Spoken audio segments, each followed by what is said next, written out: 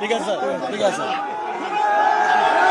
আমি আপনাকে একটা কথা বলি, রাস্তা না দাঁড়ায় আমি 12টার সময় আপনি আসেন, আমি কথা বলবো। Thank you sir. আপনার নামটা কি ভাই? আমার নাম মোহাম্মদ ইব্রাহিম খোকন। আচ্ছা, ইব্রাহিম খোকন সাহেব, চেয়ারম্যানকে আমি আনবো না, জি স্যার। আমি একা আপনাদের সাথে কথা বলবো।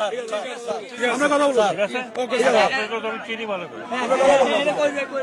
ঠিক আছে ঠিক আছে। আমরা স্যার বোর্ড মিটিং কথা বলবে স্যার। আমরা কোনো দালাল এখানে বলবো না। বোর্ড মিটিং এ প্রশাসনে কোনো দালাল করতে পারবে না। বলছি বলছি আমরা কোনো দালাল কথা বলবো না। ওয়ান টু ওয়ান কথা ঠিক আছে,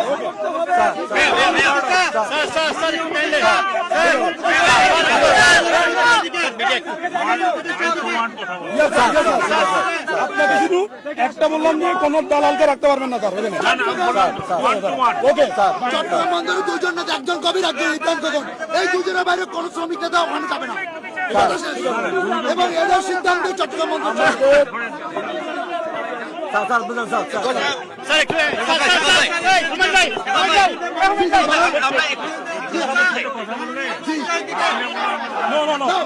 এরাই মিটিং দিচ্ছে, পুরো চট্টগ্রাম বন্দরকে এরা মিটিং দিচ্ছে, বাকি সব দালাল।